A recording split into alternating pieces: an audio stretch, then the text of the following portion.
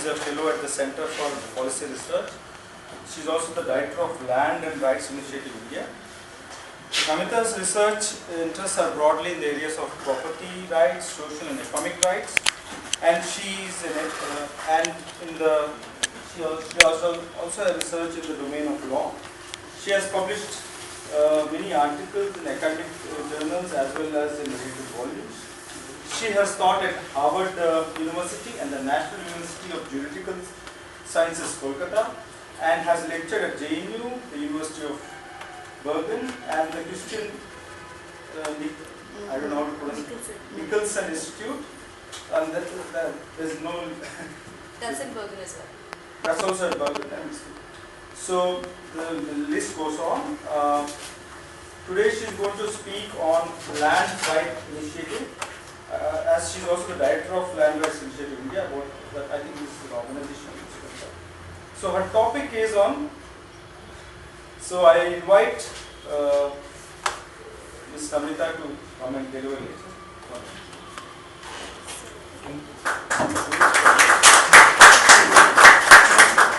You want to sit? No, I can do from here and I can just take the slides as well. That's fine. Get comfortable. Yeah. Good afternoon, everyone. It is a great pleasure for me to be here today to talk to all of you, especially since this is the first time I'm visiting Jamia MIllia Islamia, which is a very historically significant university. So thank you, Dr. Krishna, for inviting me and all of you for attending this lecture. I want to speak to you about my journey as a scholar in creating the Land Rights Initiative, which is the newest initiative at the Center for Policy Research. Are you familiar with the Center for Policy Research? Is everyone familiar with the Center for Policy Research? Yeah. Okay. So this is the newest initiative at CPR. It came into existence almost exactly 3 months ago. We started it on, it sort of came into being on November 11th, 2020. And the initiative, the work at the initiative grew out of my PhD, which I completed at Harvard Law School last year in 2014.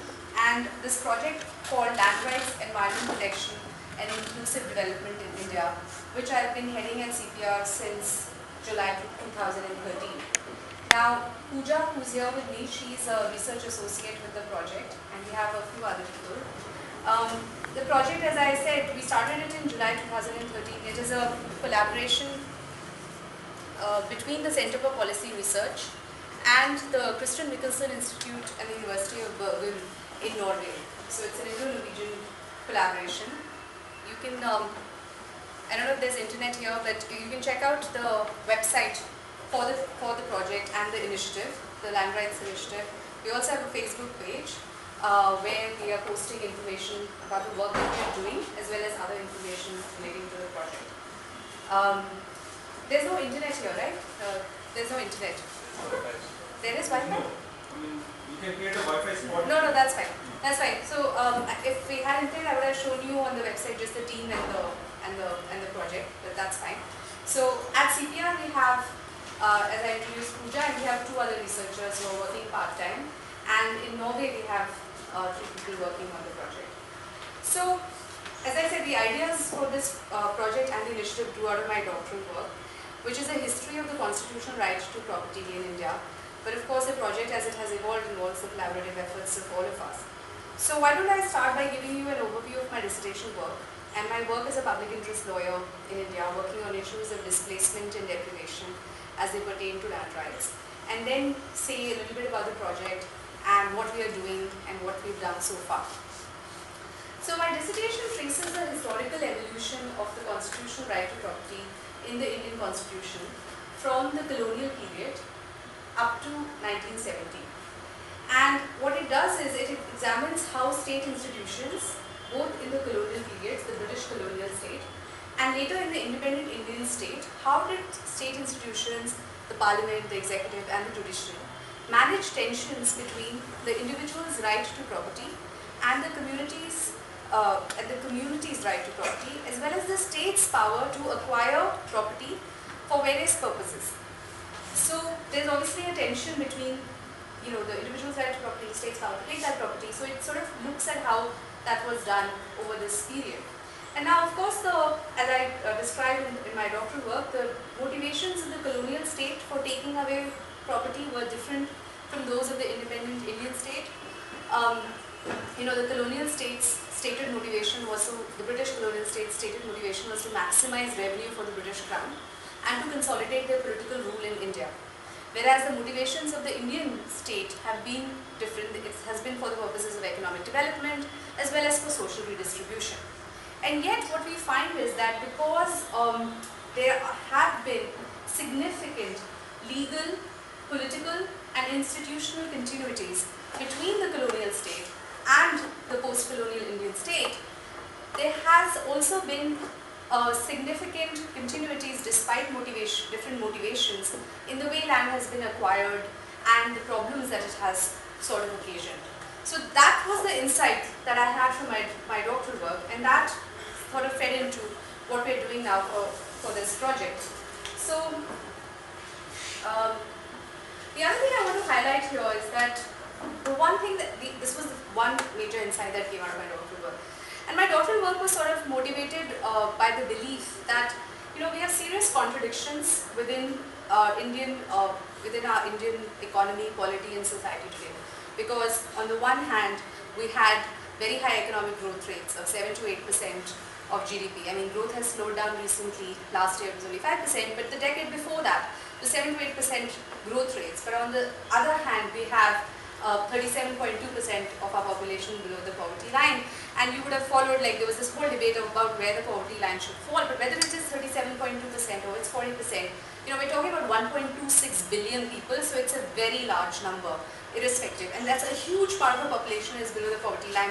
At the same time, we have these growth rates. So then, these contradictions have led to, or given impetus to, armed resistance movements against the state. But of which, we have the Naxalite movement, which is the most sort of well known.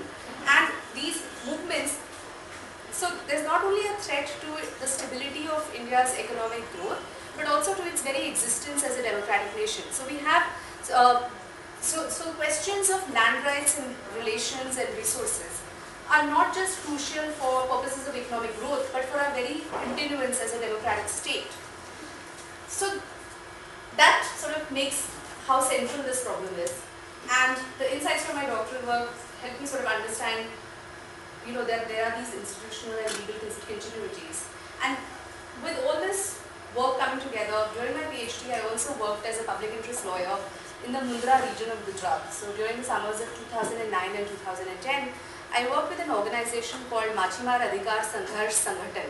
So this is an organization that is working with traditional fishermen in the Mundra region in the Kutch part of Gujarat. And basically these fishermen are facing displacement due to the Mundra port and special economic zone, which is touted to be the largest port in India. It's called the Rotterdam of India. And various other industrial projects that were coming up in the region. So I worked as a lawyer there, helping fishermen in litigation. And so that was the third sort of thing that led to the project that I'm now going to talk about, and then the broader initiative that came out of it. So I will talk more specifically also about the work I did as a public interest lawyer towards the end of my lecture. But for now, let's just move on to what the land rights project is, what we are trying to do with the land rights project. So essentially, we have two questions with which we were approaching this project, which I just mentioned to you as a collaboration with the University of Bergen in Norway. What are the background legal rules and assumptions that structure the property rights of tribals and traditional communities to land and natural resources? And the reason why we decided to focus on the scheduled tribes and traditional communities was because the challenges that I've spoken about before, these vast contradictions that exist between high economic growth rates and very high poverty rates, these challenges become particularly acute in the case of the tribals and other traditional communities. So the first question is just figuring out the legal framework and assumptions that structure the rights of these communities to land and natural resources, and then to see how do these legal regimes interact with the political dynamics of the Indian federal system and in turn shape the opportunity structure of central development actors, which include policymakers in government, as well as civil society and community groups, as well as private investors. Our project is an interdisciplinary research project, so we have lawyers, political scientists, and we're going to have economists as well working on this. And we are investigating these questions by looking at 3 states in India. It's a comparative study of 3 Indian states, Andhra Pradesh, Gujarat and Meghalaya. And these states have been chosen on the basis of geographical, political, population and constitutional diversity. All of these states show variation with regard to the numbers and concentration of tribal population, levels of social and economic development, social political differences, as well as both current federal dynamics and historically federal dynamics. Just because a picture always speaks 1,000 words, just to see them on the map, I know you guys know where they are, but just to have them in front of you. You see Gujarat and Andhra Pradesh and Meghalaya in the northeast. So, and what was our goal? I mean, we wanted to create academic research on these issues, but we also wanted to create a knowledge base. Essentially, not just for use by academic researchers, but by anyone, the broader public, to inform public discourse about these issues and provide a platform for people sort of working on these issues to also communicate their work and interact with each other. And with this, we hope that not just the team of researchers that we have at CPR and CMI in Norway, but so we hopefully will come up with constructive suggestions on how to better manage these conflicting concerns of development and displacement. But hopefully, the dialogue that is created through this process will lead others to think about, and people like you who are pursuing studies, maybe some of you are going to do your PhDs, to think about these issues and work on these issues and just create more awareness and information and a knowledge base for anyone to use. The majority of the work that we've done at CPR so far, and what I'm going to present today, is based on our attempt to answer the first question, which is to identify the background legal rules and assumptions that structure property rights of tribals and traditional communities to land and natural resources. But I'll say also a little bit about the second question, the interaction of the legal regimes with the federal system. So just to put the question, that we started out with more starkly, the challenges that I mentioned are particularly acute with respect to scheduled tribes and traditional communities. That's evident from these statistics. So 37.2% of India's total population is below the poverty line, but more than half of all scheduled tribes are below the poverty line. And 90% of the scheduled tribes are landless, which is compared to only 40.2% of the national average. Even though the scheduled tribes constitute only 8% of our total population, they constitute 55% of the people displaced since independence due to the construction of dams, mines, industrial development, and the creation of wildlife parks and sanctuaries. Therefore, it is very clear that this group has disproportionately borne the burden of economic development. And these challenges have particularly intensified in the last 2 decades as the post-1991 liberalization period and economic reforms have created ever greater opportunities for industrial and infrastructure development through domestic and foreign capital inflows. The need for land, minerals, and other natural resources for fueling this development has caused massive displacement on the one hand of peasants and traditional communities, which include the scheduled tribes, but are not limited to the scheduled tribes. At the same time, it has caused serious environmental damage, including depletion of forest cover, soil erosion, environmental pollution, leading to massive protests and struggles against such projects by these marginalized groups. For instance, here you see people protesting against our acquisition for the POSCO steel plant in Orissa. And here, of course, are the Dongria Kones, one of the most particularly vulnerable tribal groups in India. These are some of the protests that have been very widely covered in the news because even amongst the tribal groups, there are tribes and when there are particularly vulnerable tribal groups. And each state may have a number of tribes, but will have a few tribal groups who are particularly vulnerable to the challenges that I've been describing here. And the Dogra Koons are one such tribal group. So, the Constitution in fact does provide for a protective legal framework for the rights of the scheduled tribes. And yet, as I just described, we have a very dismal situation with respect to both displacement, landlessness and poverty of the tribals. So that begs the question as to what is really going on here, because we do have a protective legal framework. What is this protective legal framework? It is contained in the 5th and 6th schedules to the Constitution. The 5th schedule provides for the administration of tribal majority areas in 9 states within peninsular India that have tribal minority populations. What does that mean? That in 9 states within peninsular India, there are areas which have tribal majorities, even though the tribals are, as compared to the total population of the state, in a minority. The President of India can by order declare any area to be a scheduled area. And these are the 9 states that are listed there. Let's see them on a map. So, we have Andhra Pradesh, Gujarat, that we are studying as part of this project. Yes, so I'm going to come to that. And Jharkhand, Chhattisgarh, Himachal Pradesh, Madhya Pradesh, Maharashtra, Orissa and Rajasthan. Now, according to the 5th schedule, these areas are to be administered by the governor of the state in consultation with tribes advisory councils to be appointed by the governor. The governor has powers to regulate the application of laws of the state and acts of parliament to the scheduled areas. So basically what the governor can do is that he can declare that a central law or a state law does not apply to the scheduled areas, and he can also make regulations specifically for the administration of the scheduled areas. Now India, as you know, as political science students, India is a union of states. It is described as a federal system with a unitary bias because the union government has both more powers than the state government. The union parliament can legislate on more subjects than the state parliament, and in case there is a conflict of laws, the parliamentary law will prevail over a state law. On top of that, the union legislature and the government also have more financial resources than the states do.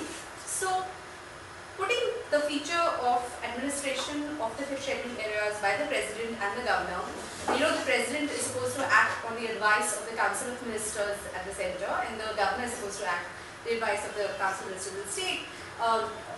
It means that the implication of how 5th scheduled areas are governed as a result of this is that there is considerable centralization of power.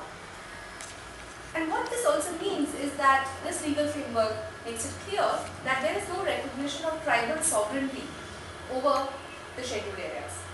What is recognized is a special legal status for the tribals, and there are certain laws that have been enacted for their protection, but this land is very much, these scheduled areas are very much regarded as belonging to the state. It's just that they've carved out a special status, a protected status for the tribals. With the enactment of the Panchayat Extension to Scheduled Areas Act of 1996, popularly known as the PESA, there has been some devolution of power to the tribes within the 5th scheduled areas, but there is a lot of disagreement as to whether that has actually, resulted in huge benefit to the tribals or not.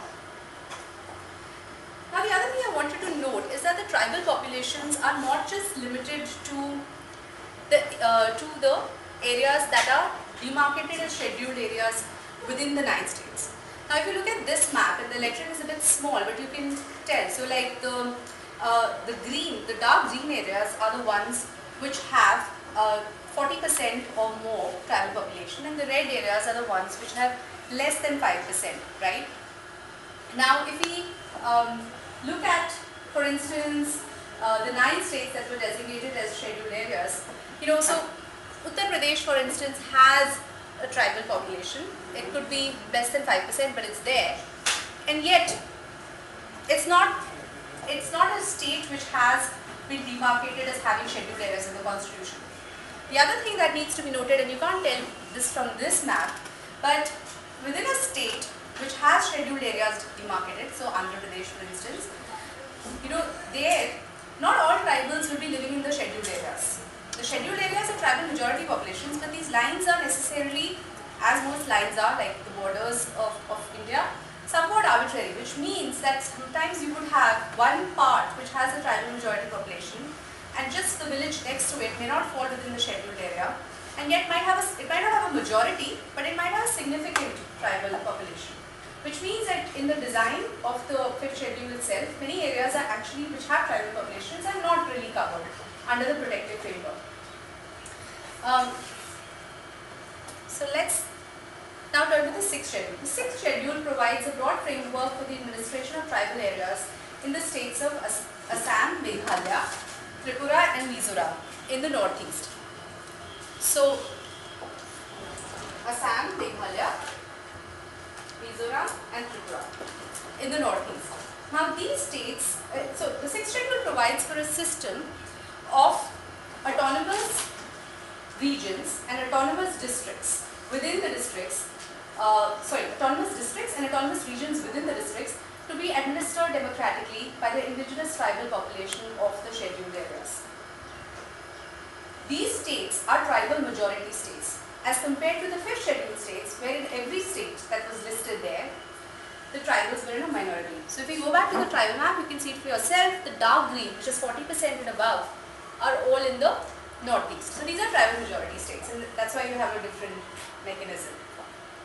Now initially, as part of the project, we wanted to study both Meghalaya and Mizoram because these states are demographically very similar, and in terms of landmass as well as population size. Moreover, according to 2010 statistics, 85.9% of Meghalaya and 94.5% of the population of Mizoram is tribal in nature. But due to resource and time constraints, we had to focus our study only for Meghalaya at this time. But if we get more funds, we hope to be able to study Mizoram as well. These are the tribal districts in Meghalaya. As you can see, the whole state, pretty much, except for this area at Vibhoi, has tribal districts, autonomous regions, because it is a tribal majority state. 85.9% of the population has. Now, it's my colleague, research team in Norway, my colleagues there who have been working on Meghalaya. Here at CPR, we have been working on the 5th schedule states, Gujarat and Andhra Pradesh. So at this time, this is all I'm going to say about Meghalaya. Now I'm going to turn to Gujarat and to Andhra Pradesh. Now, as you can see, Gujarat is a state in the western part of the country. Yeah, Gujarat is a state in the western part of the country. As you know, it has one of the highest rates of economic growth of any of the states in India.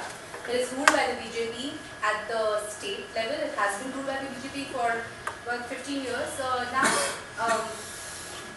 At the time we started the project, the BJP was in opposition at the centre. This is in 2013, and actually when we drafted the project proposal, it was even before that. So BJP was in opposition at the centre, but it was in power in the state. Now, of course, it is in power in the centre and in the state as well. 70% of the population of Gujarat is tribal in nature. 70% of the population of Gujarat is tribal in nature, and as you can see from this map, the tribal population is concentrated along the eastern part of the country, of the state.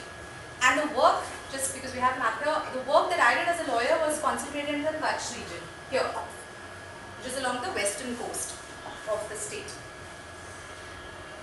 So, as I said, Gujarat has a number of traditional communities, including the traditional fisher folk community, which is in Kutch. Now let's turn to Andhra Pradesh, which, as you just pointed out, has been split now into Telangana and Andhra Pradesh.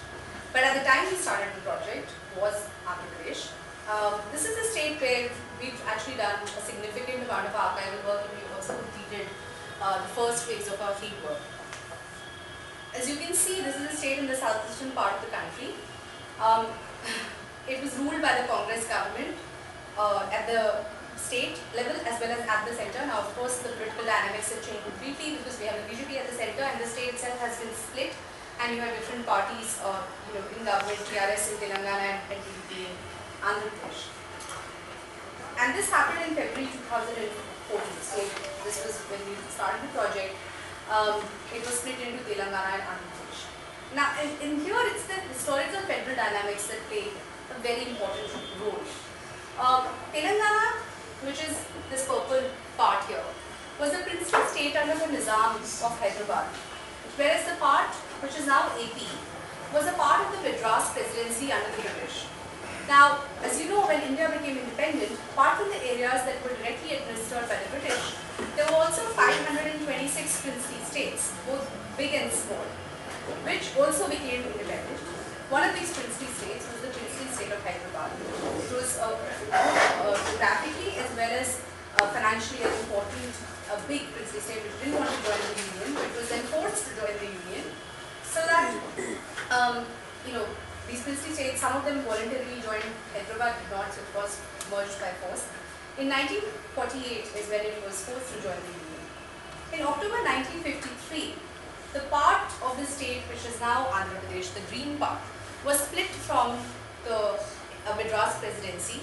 It was merged with Telangana to create a Telugu-speaking people's state, which became Andhra Pradesh. So in 1956, we have Hyderabad state and Andhra Pradesh, the part that was cut off from the British presidency. And in 1956, the state of Andhra Pradesh, as we knew it until February 2014, came into place. And since February 2014, they've again been split along those lines. But even though the state has been split, Hyderabad is currently functioning as the state capital for both the Telangana and Andhra, as they're figuring out it's going to be for the next 10 years, as a new capital is going to be created most likely in Vijayawada. So that's where we are right now. Now, as you see on the map, there are 4 tribal districts. Andhra has 9 tribal districts, erstwhile Andhra. So now there are 4 tribal districts in Telangana and 5 in Andhra Pradesh. And the total population of Andhra Pradesh is 76.2 million. The tribal population is only 5 million, which is about 6.59% of the total population of Andhra Pradesh. So compare this with Gujarat, which has 17% of the population is tribal. There are 35 tribal groups in Andhra, and all this data is about the erstwhile Andhra Pradesh because the split has been so recent. And out of these 35 groups, 8 are particularly vulnerable tribal groups, like the Dogriya Goans that I showed you. So there are these groups called the Goans in Andhra Pradesh who are particularly vulnerable tribal groups. Now, as you can see from these figures here, because the ST population in tribal areas is 3.05 million and in plain areas is 1.98 million, which means that only 3/5 of the population is in the scheduled areas, whereas 2/5 of the population is in areas that are not demarcated as scheduled areas. So they do not fall within the protective framework of the constitution under the 5th schedule. Only 3/5 of the population lives in those areas which fall under the protective framework. The broader narrative of poverty, landlessness and displacement that I spoke about at the beginning of my lecture can also be seen from the statistics in Andhra Pradesh. So, as you can see, literacy rates are 37% as compared to the state average of 60%. And in addition, we have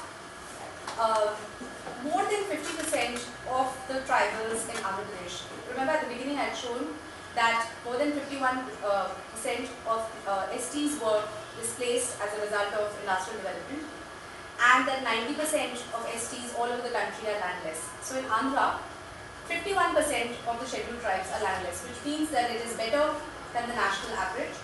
But there is a huge variation across the tribal districts. So if we go back to the map, for instance, in the district of Adilabad, the landlessness is as much as 70%, whereas the state average is 51%. Now in Andhra, so we have the 5th schedule and at the constitutional level, but we also have these land transfer prohibition laws that were enacted in each of these states under the protective ambit of the 5th schedule, which basically provide that in the scheduled areas that are demarcated under the constitution, land cannot be transferred from a tribal to a non-tribal, so as to keep land rights with the tribals. So each of these 9 states have enacted land transfer prohibition laws. Andhra has actually enacted a series of such laws over a period of time. And yet we find that there is this significant displacement. So why is this displacement and landlessness still taking place? What are the reasons for that? So based on our research, we've identified the following major reasons for this displacement. A large part of the scheduled areas in Andhra, but also in the rest of the country, are densely forested, where the scheduled tribes were pursuing a variety of subsistence occupations, including hunting, gathering, and shifting cultivation. Now, shifting cultivation is known by different names in different parts of the country. In Andhra, it's called the Sivai Jamabandi tenure. Now, before the British came to India, the most heavily forested areas were left mostly untouched by the various princely states and kingdoms that were there. There was little mingling between the people living in these heavily forested areas as well as the broader population in the living in the dynastic kingdoms. Because the population and in these kingdoms were more economically and socially developed, but at the same time access to the forest areas was not as easy. Now, then the British came to India, and as they gradually extended their administration over Indian territory, they also extended control and asserted their administration over these densely forested areas, and they had the resources to do so because, as you will remember, England was the country where the Industrial Revolution happened, so they had it, and that's why they were able to colonize India as well, because technologically they were a much superior power. So they were able to extend their administration into these densely forested areas, bringing the tribal people into contact with the broader population. And by the enactment of various forest laws, starting from the Indian Forest Act of 1865, followed by the Acts of 1878 and 1927, what the British state did was that it vested itself with the power of classifying any patch of land that had some trees on it as a forest. Basically, it said a forest is anything that is declared by notification by the government. Any patch of land which has trees on it is designated as a forest is a forest. And they asserted the control of the state over the forest. So over forest land, in one stroke of the pen, they basically vested forest land for the state and made illegal the people who were living in the forest for generations. And by making them illegal, these people who were really dependent, they were not just living in the forest, they were a part of the forest. They were dependent upon the forest produce for their livelihoods as well. As I mentioned, they would depend upon forest produce. Forest produce is things which don't require cutting down of trees, like the leaves, the wax that the bees make, those kinds of things that they were getting from the trees. Now, recently, as a result of massive civil society and campaigns and movements, the Indian government enacted in 2006 the Forest Rights Act. The Forest Rights Act, or the FRA, seeks to redress the historic injustice which was created by the enactment and the administration of the forest laws by recognizing the rights of forest-dwelling communities to land and other resources that were denied to them over these, since 1865 really, when the forest laws were enacted. But of course, this law has also created, certain, because you have to, create certain cut-off dates as to when you can make claims, which is again, so if it is set the cut-off date at 1982, for instance, people who are able to show claims after 1982, people who were living there after 1982, or this is just an example I'm using, they'll not be able to show their claims in a way that someone who was living there in 1981 will be able to show their claims. So it creates other kinds of risk of problems, and it might legitimize the rights of some and not of the others. But it has in many ways redressed this historic injustice. The second reason is that both during the various dynastic kingdoms in what constitutes present-day Andhra Pradesh and more extensively during the colonial period, migration, both as a result of population increase and also due to the encouragement of settled agriculture. So in the princely states, there was settled agriculture being carried out. And the British were really about extending settled cultivation everywhere. That's how the colonization of America also happened, because the native peoples were not really involved in settled cultivation. Actually, if you read political theory like Grotius and Locke and the traditional political theory, the justification for why it was okay for them to actually go and colonize these lands was because they were not engaging in settled agriculture, and settled agriculture is what really gave you property rights. So the same thing they did in India as well, and this brought people into contact with each other, people went to settle down in areas that were otherwise forested and and live there and carry out civil agriculture. So during the late 1930s, the tribals of Adilabad district, this was the district, remember, which I told you is the one where the landlessness is 70%, which is the highest landlessness in Andhra Pradesh.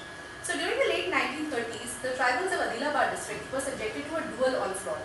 One by the non-tribals who encroached on their agricultural lands, and the other by the forest bureaucracy, who expanded the boundaries of the reserve forest at the expense of their traditional habitat.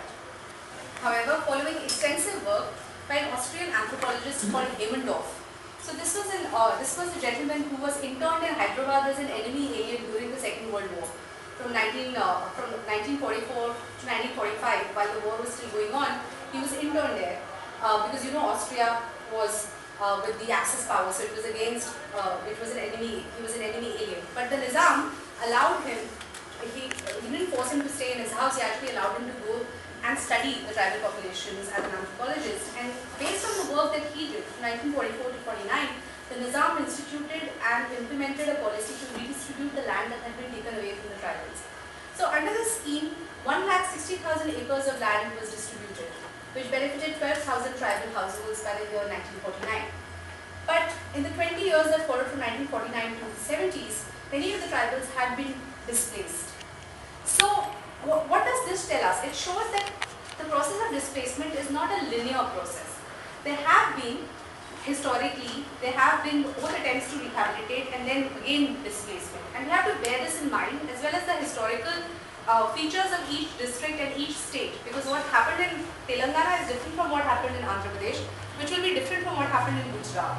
And we have to bear these factors in mind as we study, because a lot of times what happens is in India, which is a very big country, you kind of make policies at the national level for the whole country without really taking into account the unique features of the different states into account. So you have to have that diversity of perspective as well as that decentralized understanding of what are the issues that are affecting.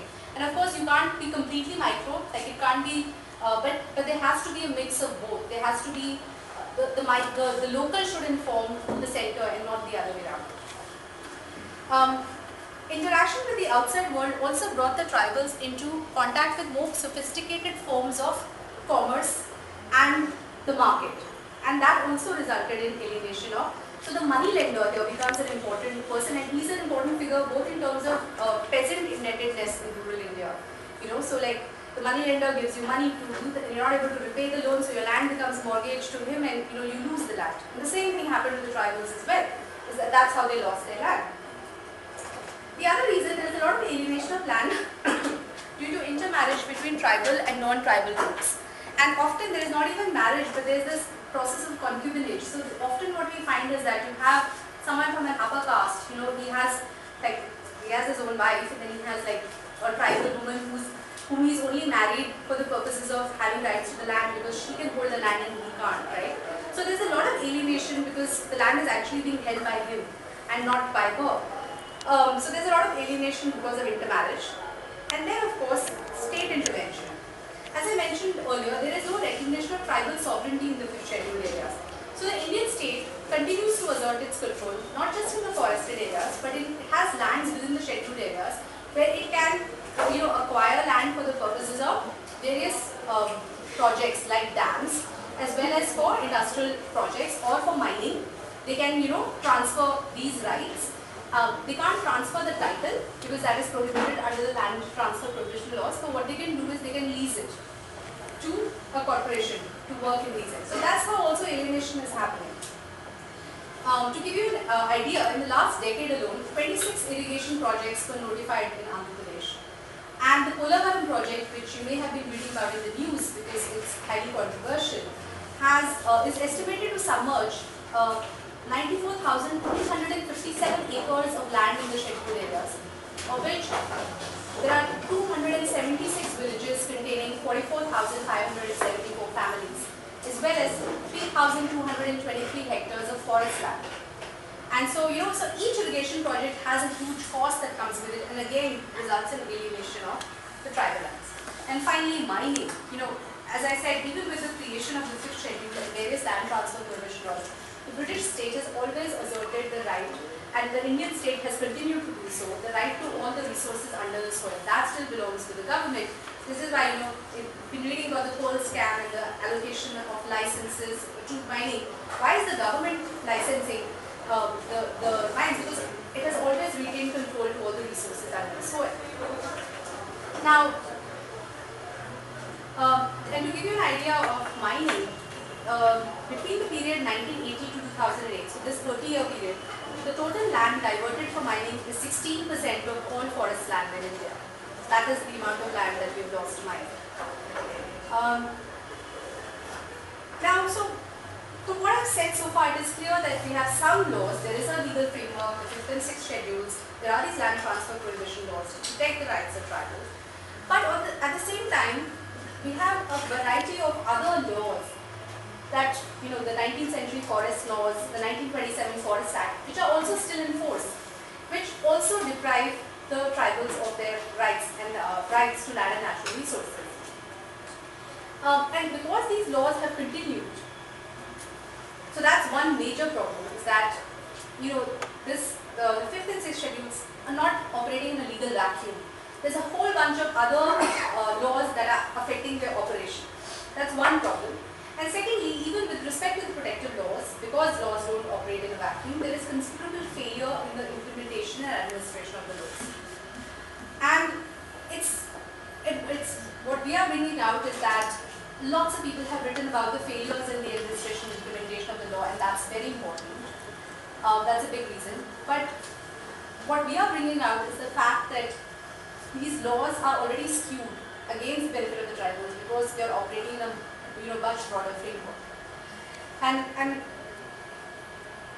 that has really skewed the situation against the interests of the tribes and sort of prejudiced the way in which the protective framework can operate. So this is where, in December last year and then in January again, we conducted our field trips in Andhra. We went to Hyderabad where we met with government officials from the Ministry of Tribal Welfare, the Ministry of Environment and Forests, and the Department of Land Revenue. In addition, we met with various non-governmental organizations and academics that have been working on these issues, including Sakti, Samta, and Landisa, and that really helped us to get a more detailed appreciation of the issues. So that's where we are on Andhra. At the same time, we started work on Gujarat, which is the other state that I spoke about. Here, we are building on the work that I did with the traditional communities in Kutch. So let me say a little bit about the work that I did.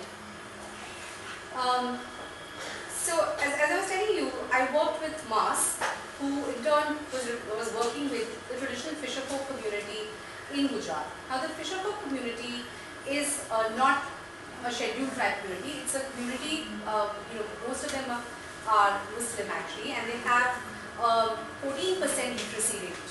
So if you compare it with the literacy rate amongst the tribals of Andhra Pradesh, it is even lower. So the only skill that they have is fishing, and this is something they have learned across generations. They live for 8 months in the year in these makeshift huts called on what are called bandars in the Kutch region. What are bandars? So these are strips of land that are actually submerged under water during the monsoon season. But for 8 months of the year, when the water is not so much, they actually are above water. And so during these 8 months of the year, the fishermen usually live in villages near the coast. But during the 8 months of the year, when these strips of land are above water, they live in these huts and they wade into the waters. They're called pagadia fishermen. They don't have boats. They just wade into the waters with their nets and they catch the fish and they use it for their subsistence, and they also sell it in the market. Now, this area in the waters, there should be mangrove forests. The mangrove forests provide the breeding ground for the fish. So there is a delicate balance between man and the ecosystem, because the mangrove forests provide the breeding ground for the fish. The fishermen catch the fish and sell it in the market.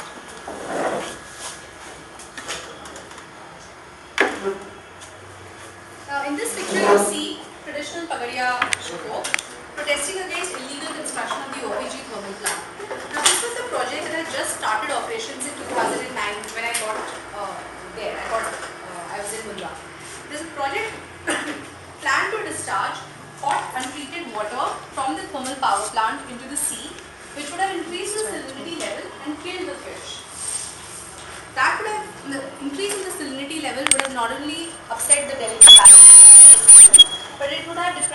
detriment of their livelihood. And it was while working on this case that I realized that there was no legal recognition of the traditional fisher folk. Like they were not even consulted in the process of setting up the plant, because it's not like a peasant who has a piece of land that he's living on. These are people who are harvesting the common property resources of the seas. And so, the government does not even recognize their existence for the land, even though they have been, there for generations, and they have these fishing permits that have been given to them by the Department of Fishing. And in fact, the Department of Fishing actually provides them with mobile toilets and water facilities. So there is governmental recognition that they are there, but there is no recognition of their rights to the land and to the waters around there. The other case that I was working on and has been ongoing for many years is the Mundra Port and Special Economic Zone. And this was a really challenging case because, as you see from these pictures, this port that we were opposing as being constructed illegally, this stretch of land was actually supposed to be covered with mangrove forests, which had been illegally cut down by the Mundra Port because they had not been yet given the forest clearance. So we were fighting in court that this is a violation of the forest laws, but actually what we were resisting had already been done. So the forest is already gone. But of course, our work sort of paid off because we documented the numerous environmental violations. And last year, I only worked on this case for 2 summers, but other people have been continuing the work before me and after me. And a committee was appointed last year by the MOEF, which fined the Adani Group, which is behind the Mundra Port, 1 billion rupees. Now, this is the largest environmental fine that has ever been imposed in India. And yet, of course, since then the government changed and the BJP at the center, so I don't know if this fine has been implemented or not. But the fine is one thing. The important thing to note is that the forests are actually gone. And the people who are dependent upon this land and the forest for their livelihood have lost their rights and not being compensated or rehabilitated because there is no recognition of their rights. So, the larger question of the state's power to give away the land and natural resources of people who are dependent upon these lands in traditional occupations, whether it is the subsistence occupations of the scheduled tribes or other traditional communities that are not tribal but are still pursuing subsistence occupations, that really remains. And this challenge is particularly acute for, as I mentioned now, these communities, because in any event they are much more vulnerable. See, there is no literacy rates, or the literacy rates are extremely low. So there is no, there is this transition from their existing occupations to a more market-oriented society. For that, they need lots of skills in education, which the government hasn't provided. So on the one hand, you're taking away their resources. On the other hand, you're not equipping them to become a part of the society that you're creating. And that, I think, is a serious challenge. So I think that's where I'll end and take questions. This is just a picture of, he was the petitioner in the OPG case. And Mr. Bharat Patel is an activist who's been working on this case. And he was the lawyer, local lawyer who was helping me in the case. And so basically this was the group that we were working with. And so that's where we are at. We are planning to do our fieldwork in Gujarat next month. And so that's where we are at this project, and I'm happy to take questions.